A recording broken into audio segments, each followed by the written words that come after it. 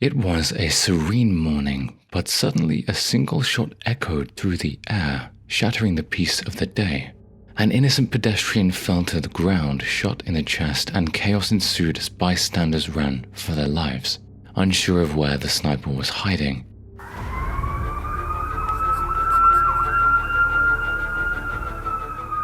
In this video, we'll delve into some of the most bone-chilling and perplexing unsolved cases of sniper attacks in recent history that still haunt investigators and their respective communities. These attacks can happen anywhere, anytime, leaving victims and their families in a state of fear and uncertainty. So brace yourself as we explore these chilling tales of unsolved sniper attacks that will keep you on the edge of your seat, wondering when and where the next shot will be fired. Bernita White. Potter Park Zoo is located right in the middle of Michigan's state capital. It has the distinction of being the oldest zoo in Michigan, having opened its doors in Lansing in 1915. It immediately rose to prominence as a top family destination and often holds special events throughout the year. The busiest season for Potter Park is during the summer when children are off from school and the weather is nice, as it usually goes. For Michela's 5th birthday celebration on June 23, 2001, artist White brought his wife Bernita and their 5-year-old daughter to the park in the early afternoon. Young Michela was eager for the celebration that day, but after a while she yearned to go inside the zoo with her pals rather than stay inside the pavilion area. Alana, their 7-year-old daughter, was in a separate city park when Bernita and artist finally gave in and agreed one of them should go pick her up so she could enjoy the zoo as well. To go fetch her, artist boarded their vehicle and departed Potter Park. Just after 3 p.m, a loud gunshot rang out across the park as Bernita and Michela made their way from the picnic area to the zoo entrance. Bernita White was sprawled out on the pavement. She was killed in front of her daughter by a bullet that entered her body via her left arm, passed through her heart, and then exited out the right side of her body. Authorities ordered the 300 guests out of the park because they thought there could have been an active shooter present. Even more so, they feared it was a sniper. The park was searched for evidence the next day by detectives and search dogs. They searched carefully for the bullet that had killed Bernita, but they were never able to locate it. Police discovered 2 days after the accident that the shot originated from a powerful rifle around 100 yards to the north of the park. Artist White, Bernita's husband, and a detective sergeant with the Michigan State Police was the main focus of the investigation. Artist knew where Bernita would be walking when he left the park moments before she was murdered, thus authorities believed he had time to position himself to fire the shot. He had been a police officer for more than 10 years at the time, so he had plenty of expertise with firearms. Also, the couple was going through a divorce. Bernita had filed for divorce about a month earlier, according to the investigators. When the procedures were only getting started, the two were still cohabitating. Law enforcement looked into other possibilities, but their connections were a major focus of the inquiry. Artist was the only individual they could locate who had a potential motive to want Bernita killed. They started to question if he had even hired someone to assassinate his wife.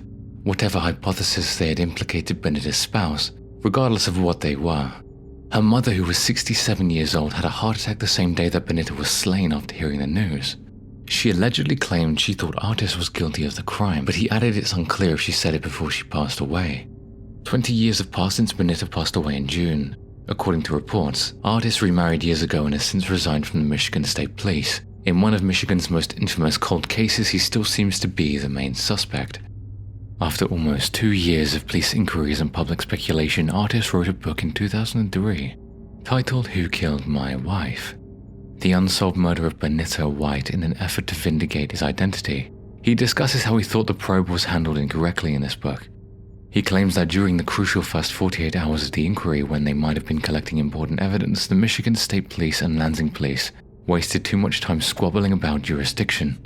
In addition, they never checked him for the presence of gunpowder on his hands and arms. He claims that Bernita feared for her life and that the media and police attempted to depict the couple's divorce as violent.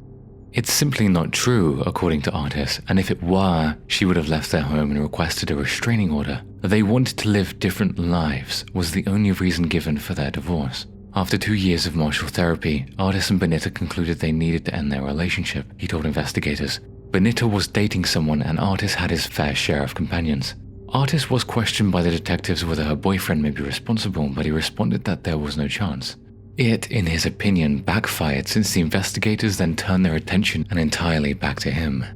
He allegedly had an alibi based on his account of what happened that day. He claims they brought Michela back to the park for her friend's birthday celebration, which was scheduled to get started in a picnic shelter.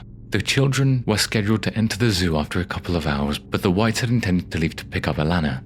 Mitchell had a tantrum, and when she discovered she wouldn't be traveling with the other members of her friend group, that worked in his words, so they made the decision to go collect Alana so she could enjoy the zoo as well.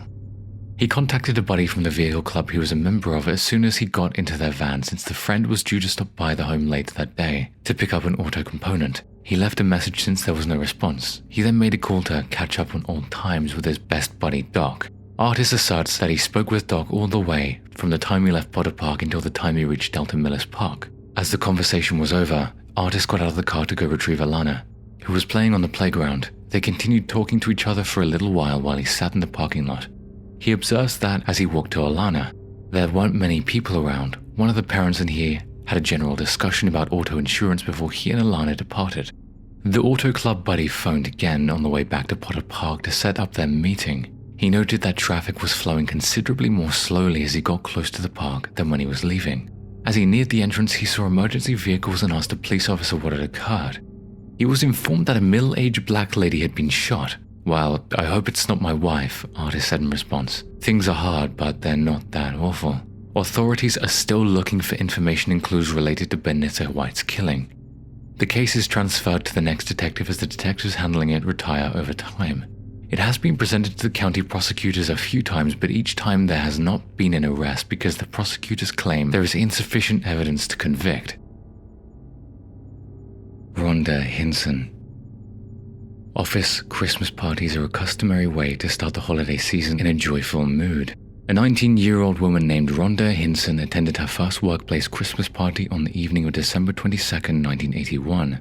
In Valdez, North Carolina, Rhonda had just earned her high school diploma and was enjoying her first job as an administrative assistant for a nearby steel business. Rhonda left the celebration with her two friends around midnight. She intended to drive the 10 miles to her house, where she resided with her parents, after dropping off her friends. Judy Hinson, Rhonda's mother, awakened from a deep slumber at precisely 1 a.m. with an odd premonition. When I woke up, I was terrified and panicked because I thought something had happened to Rhonda. Rhonda seemed to be dead to me. She gave the impression that she had been in a car accident. The location of Rhonda's automobile was only 0.5 miles away from her house. The driver's door was open and Rhonda was discovered dead not far away. Her arms seemed to have been positioned at her sides on purpose while she was resting on her back. According to tests, Rhonda Hinson was murdered by a single gunshot from a very powerful weapon. This bullet was discharged with such energy that it ripped through her seat into the trunk of her automobile and, yet again, into her heart. At first glance, Rhonda Hinson's murder seemed to be an act of violence committed at random, yet as the inquiry went on, troubling information came to light that would point to Rhonda's possible murder by her own friend. Rhonda excelled at tennis in high school and had a large circle of close friends, yet a few weeks after graduating, she started acting oddly. Rhonda started asking her father to go out with her on excursions into town, even though she was usually content to drive alone. She also said something unsettling to her father, Bobby Hinson, on one of these excursions. I asked Rhonda, "What is it?" I said. "Tell me if it's good or evil." She said, "I'll think about it." And she never gave me an explanation or told me what it was or why, She was reluctant to inform me. Her mother also remembered a strange discussion that happened just before Rhonda passed away. Rhonda wanted to know whether dating a married man was allowed. Rhonda seemed to be under some kind of personal pressure based on her responses. According to North Carolina FBI Special Agent Unsettling, the police investigation started to unearth evidence that someone could have been following Rhonda on the night of her death. On the day Rhonda Hinson was killed, a witness drove along Mineral Springs Mountain Road beneath the Interstate 40 bridge between 12:15 and 12:30.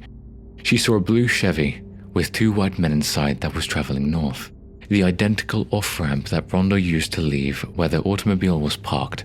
It was discovered within 200 yards from where her corpse was discovered and 30 minutes before the fatal gunshot was fired. Later that night, a different witness was driving down the same route when they saw a similar blue vehicle, this time with a single man driving, rushing away from the crime scene. The witness noticed Rhonda's car parked at the same location where her corpse was discovered as he went down the road.